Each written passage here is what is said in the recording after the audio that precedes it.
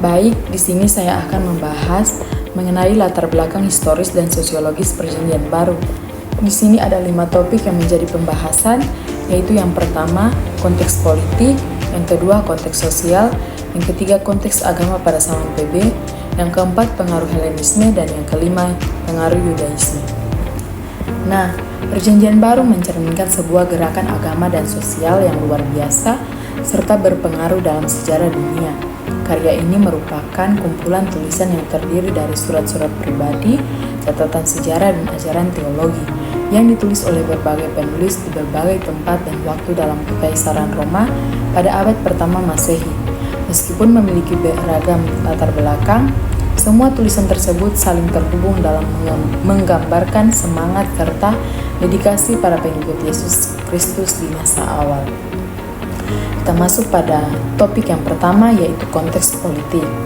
Pada zaman Yesus, Palestina berada di bawah kekuasaan Kekaisaran Romawi. Guthrie menjelaskan bahwa kekuasaan Romawi memengaruhi kehidupan sosial dan politik di Palestina. Perjanjian Baru ditulis dalam konteks kekuasaan Romawi yang kuat. Ini termasuk sistem perpajakan, konteks politik yang menekan dan pengaruh kebudayaan Roma di wilayah-wilayah yang menjadi latar belakang pelayanan Yesus. Masyarakat Yahudi, termasuk murid-murid Yesus, hidup di bawah kekuasaan Romawi yang seringkali kolisi dengan keyakinan agama mereka. Pemerintah Romawi seringkali tidak memahami budaya lokal dan memberlakukan pajak yang sangat berat, yang menambah ketegangan di kalangan orang Yahudi. Kita masuk pada topik yang kedua. Di sini ada 3 poin. Yang pertama, struktur kelas. Masyarakat terbagi menjadi berbagai kelas, dari elit kaya hingga buruh, miskin, dan budak. Kebanyakan orang Kristen mula-mula berasal dari kelas bawah atau menengah. Yang kedua, peran gender. Perempuan menduduki berbagai peran dalam masyarakat, mulai dari pengurus rumah tangga hingga pemimpin yang berpengaruh di gereja mula-mula. Perempuan seringkali berada pada posisi yang lebih rendah dalam struktur sosial, tetapi beberapa seperti Maria Magdalena dan perempuan lain yang mengikuti Yesus memiliki peran penting dalam konteks sosial dan religius. Yang ketiga, keanekaragaman etnis. Perjanjian Baru menyajikan keberagaman kelompok etnis.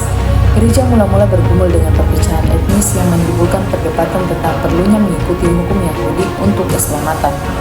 Kita masuk pada topik yang ketiga, yaitu konteks agama. Dalam konteks agama, ada pemisahan antara orang Yahudi dan non-Yahudi, atau Gentiles. Orang Yahudi seringkali dianggap lebih tinggi dalam status agama, sementara Gentiles sering diabaikan atau dianggap inferior, lebih rendah. Dalam Perjanjian Baru, keluarga yang memiliki keturunan dari imam yang memiliki peran khusus dalam kegiatan keagamaan dan pengorbanan di Bait Suci. Perjanjian Baru ditulis pada masa pertumbuhan besar agama Kristen. Surat-surat Paulus dan para rasul lainnya sangat penting dalam menyebarkan pesan Injil ke seluruh Kekaisaran Romawi. Selanjutnya kita masuk pada topik yang keempat, yaitu pengaruh Helenisme dalam Perjanjian Baru. Helenisme yang merupakan penyebaran budaya Yunani akibat penaklukan Alexander Agung memiliki pengaruh besar pada dunia Mediterania pada masa Yesus. Guthrie menekankan bahwa pengaruh budaya Yunani mempengaruhi berbagai aspek kehidupan, termasuk bahasa dan cara berpikir di wilayah tersebut. Meskipun Yesus dan para rasul berbahasa Aram, Injil ditulis dalam bahasa Yunani.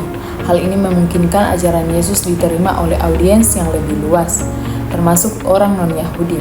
Filsafat Yunani seperti Stoikisme dan Platonisme juga memberi dampak pada pola pikir orang pada masa itu. Meskipun Yesus tidak secara langsung mengajarkan filsafat Yunani, nilai-nilai moral seperti kebajikan dan kasih dalam ajarannya memiliki kesamaan dengan prinsip-prinsip yang ada dalam filsafat Yunani.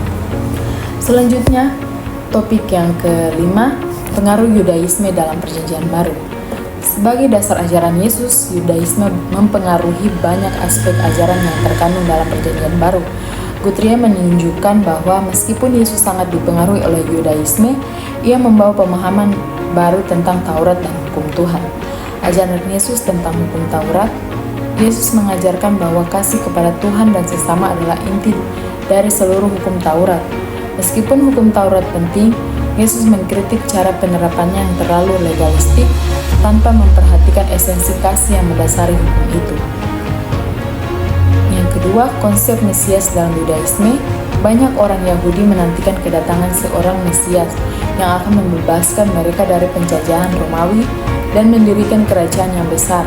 Namun, Yesus mengajarkan bahwa kerajaan Allah bersifat rohani dan berfokus pada kebenaran dan kasih, bukan kerajaan duniawi. Saat ini kita masuk pada kesimpulan. Perjanjian baru dalam konteks sosial, politik, dan agama yang kompleks di bawah kekuasaan Romawi.